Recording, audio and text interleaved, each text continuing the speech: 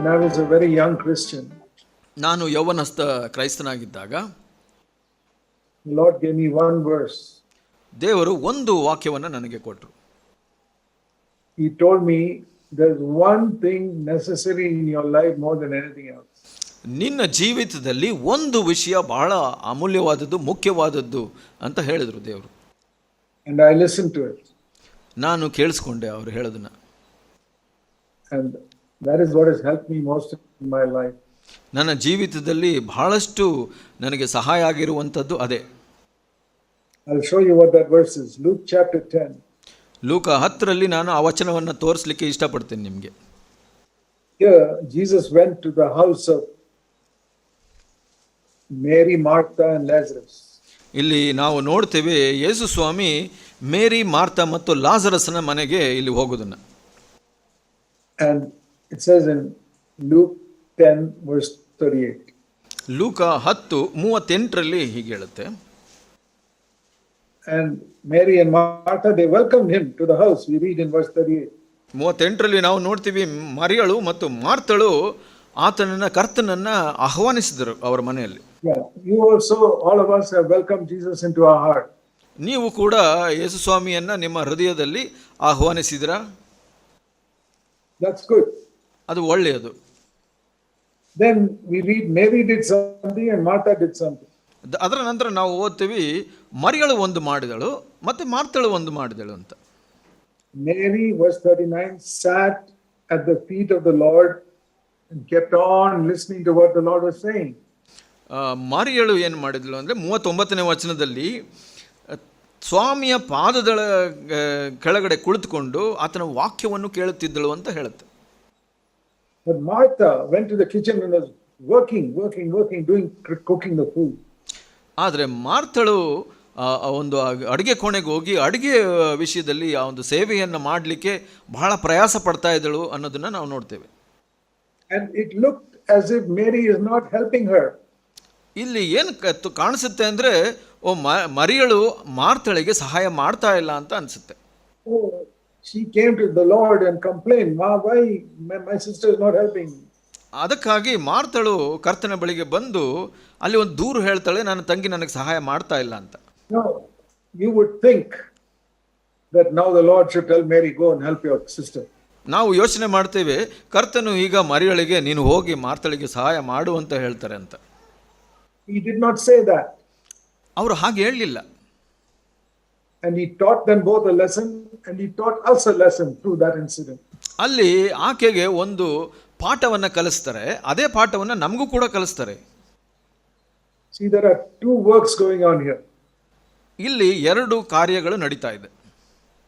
One, Mary is sitting and listening to the Lord speaking to her. ಇಲ್ಲಿ ಮರಿಯಳು ಕರ್ತನು ಹೇಳೋದನ್ನ ಕೇಳಿಸ್ಕೊಳ್ತಾ ಇದ್ದಾಳೆ. Martha is busy trying to do something for the Lord. ಇಲ್ಲಿ ಮಾರ್ತಳು ಕರ್ತನಿಗಾಗಿ ಏನೋ ಒಂದು ಸೇವೆಯನ್ನ ಕಾರ್ಯವನ್ನು ಮಾಡ್ತಾ ಇದ್ದಾಳೆ. She is not doing it for herself, she is doing it for the Lord.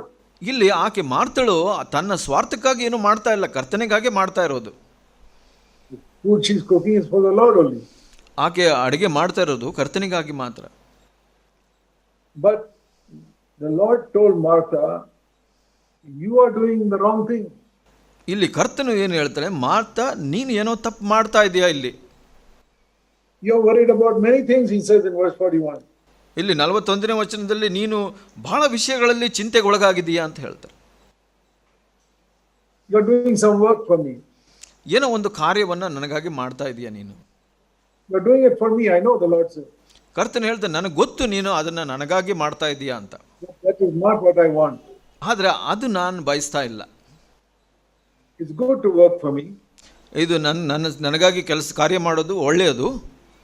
But if you work for me without listening to my word, it is useless. ನೀನು ನನಗಾಗಿ ಕಾರ್ಯಗಳನ್ನು ಮಾಡೋದು ನನ್ನ ಸ್ವರವನ್ನು ಕೇಳಿಸ್ಕೊಳ್ಳದೆ ಮಾಡಿದ್ರೆ ಅದು ನನಗೆ ಪ್ರಯೋಜನವಿಲ್ಲ. And so Mary has chosen the better part. ಅದಕ್ಕಾಗಿ ಮರಿಯಳು ಒಳ್ಳೆಯ ಕಾರ್ಯವನ್ನು ಮಾಡ್ತಾ ಇದ್ದಾಳೆ. What is that? ಅದು ಯಾವುದು ಉತ್ತಮ ಭಾಗ? To listen to the Lord speaking to her. ಕರ್ತನು ಆಕೆಗೆ ಏನು ಹೇಳ್ತಾ ಇದ್ದಾನೆ ಅದನ್ನ ಸ್ವರವನ್ನು ಕೇಳಿಸ್ಕೊಳ್ತಾ ಇರೋದು. We see what verse 42 what he said. 42ರಲ್ಲಿ ನೀವು ಓದಿ ನೋಡಿ ಅದನ್ನು. Read it carefully and never forget it. ಮತ್ತು ಜಾಗರೂಕವಾಗಿ ಓದಿ ಮತ್ತು ಯಾವತ್ತೂ ಮರಿಬೇಡಿ ಇದನ್ನು. One thing is needful. Mary has chosen the good part which will not be taken away from her. ಕೇವಲ ಒಂದು ಮಾತ್ರ ಬೇಕಾದದ್ದು ಅಥವಾ ಒಂದೇ ಒಂದು, ಮರಿಯಳು ಆ ಉತ್ತಮ ಭಾಗವನ್ನು ಆರಿಸಿಕೊಂಡಿದ್ದಾಳೆ. So that is the word the Lord spoke to me. ಆ ಒಂದು ಮಾತನ್ನೇ ದೇವರು ನನಗೆ ಮಾತಾಡಿದ್ದು. Only one thing is needful, the Lord said. ಕರ್ತನು ಹೀಗೆ ಹೇಳಿದನು, ಒಂದೇ ಒಂದು ಮುಖ್ಯವಾಗಿ ಅವಶ್ಯಕವಾಗಿರೋದು. He didn't tell us 10 things. 10 ವಿಷಯಗಳನ್ನು ಹೇಳಿಲ್ಲ, not even 2. 2 ಕೂಡ ಹೇಳಿಲ್ಲ. What is the most important thing for you every day? ನಿಮ್ಮ ಜೀವಿತದ ಪ್ರತಿ ದಿವಸ ಒಂದು ಮುಖ್ಯವಾದ ವಿಷಯ ಏನು? People will say different things. ಜನರು ಬೇರೆ ಬೇರೆ ವಿಷಯಗಳನ್ನು ಹೇಳ್ತಾರೆ. I have to eat food, that is very important. ನಾನು ಊಟ ಮಾಡಬೇಕು, ಅದು ಮುಖ್ಯವಾದದ್ದು ಅಂತ ಹೇಳ್ತಾರೆ. I have to go to work, that's very important. ನಾನು ಕೆಲಸಕ್ಕೆ ಹೋಗಬೇಕು, ಅದು ಮುಖ್ಯ. I have to go to sleep at night, that's important. ನನಗೆ ಸುಸ್ತಾದಾಗ ನಾನು ನಿದ್ರೆ ಮಾಡಬೇಕು, ಅದು ಮುಖ್ಯ. Yeah, so many things you can think are important. ಬಹಳಷ್ಟು ವಿಷಯಗಳು ನಮಗೆ ಅನಿಸ್ಬೋದು ಇದು ಒಳ್ಳೆಯದು ಅಂತ. He's not saying that you should not do those things. ಕರ್ತನು ಅದೆಲ್ಲ ಮಾಡಬಾರ್ದು ಅಂತ ಹೇಳಿಲ್ಲ. Yes, you can eat your food and go to work and go to sleep also. ನೀವು ಊಟ ಮಾಡ್ಬೋದು, ಕೆಲಸಕ್ಕೆ ಹೋಗ್ಬೋದು, ನೀವು ನಿದ್ರೆ ಮಾಡ್ಬೋದು, ಇದೆಲ್ಲ ಮಾಡ್ಬೋದು. But at the top of the list, number 1, you must listen to his word. ಈ ಪಟ್ಟಿಯಲ್ಲಿ ಮೊಟ್ಟ ಮೊದಲನೇದಾಗಿ ಆತನ ಸ್ವರವನ್ನು ಕೇಳಿಸ್ಕೊಳ್ಳೋದಾಗಿದೆ. If you don't do the first thing, then all these other things are quite useless. ನೀವು ಮೊದಲ ವಿಷಯವನ್ನು ನೀವು ಮಾಡಿಲ್ಲ ಅಂದರೆ ಬೇರೆ ಎಲ್ಲ ವ್ಯರ್ಥವಾಗುತ್ತೆ. So that is what the Lord told me 60 years ago. ಈ ಒಂದು ವಿಷಯವನ್ನು ನನಗೆ 60 ವರ್ಷದ ಮೊದಲು ಕರ್ತನು ನನಗೆ ಹೇಳಿದರು.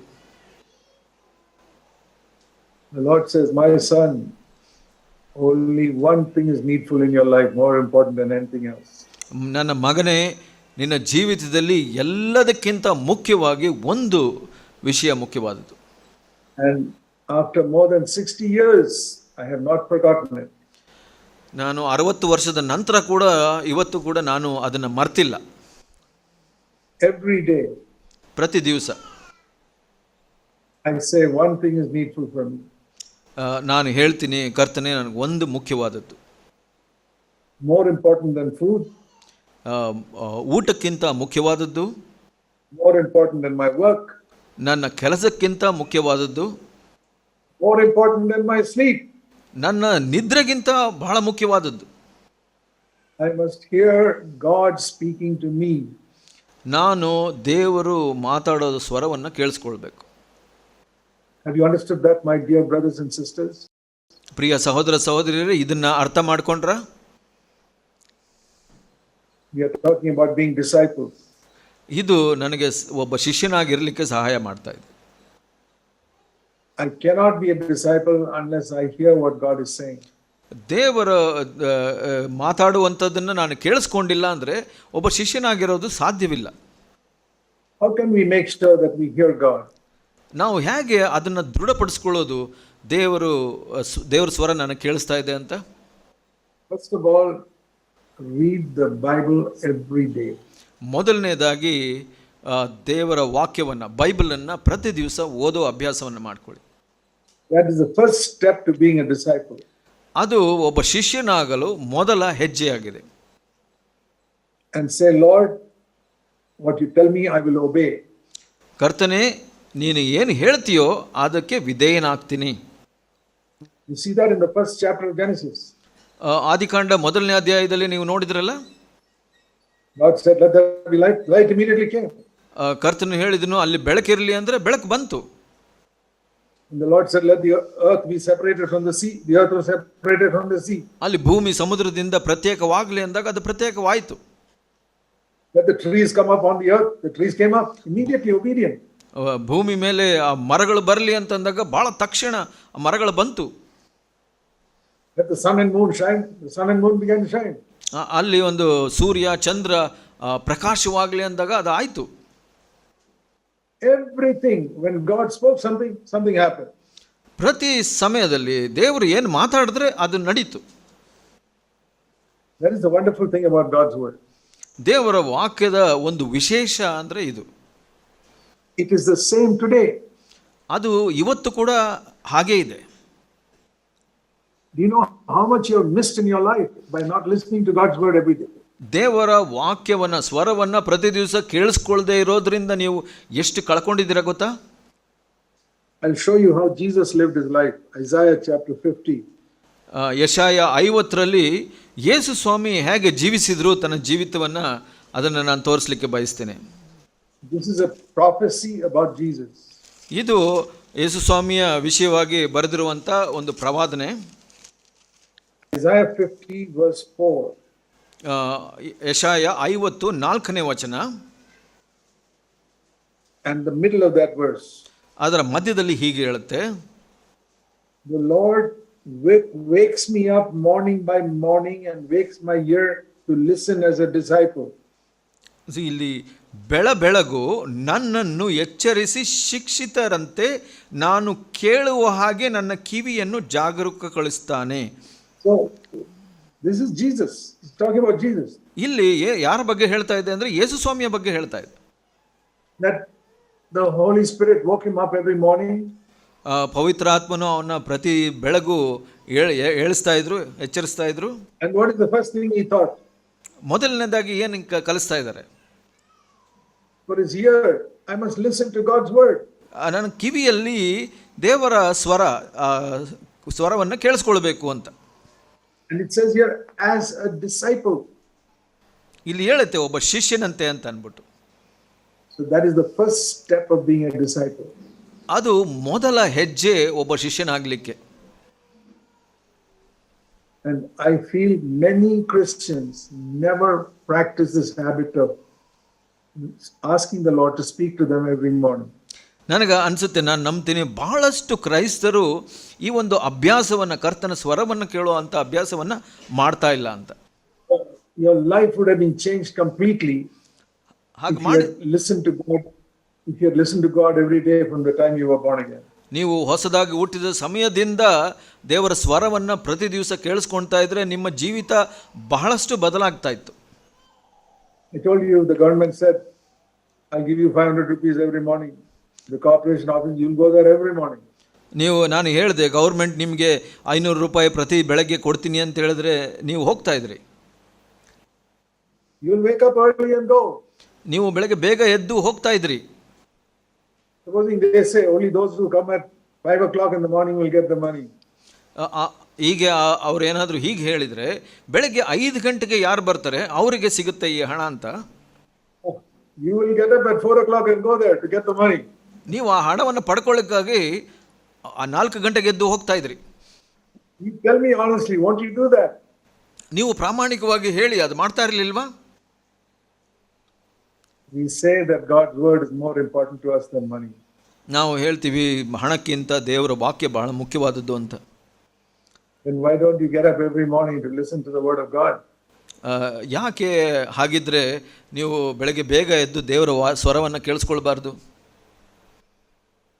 At least from tomorrow, start that habit. ಕಡೆ ಪಕ್ಷ ನಾಳೆಯಿಂದ ಈ ಅಭ್ಯಾಸವನ್ನು ಮಾಡಲಿಕ್ಕೆ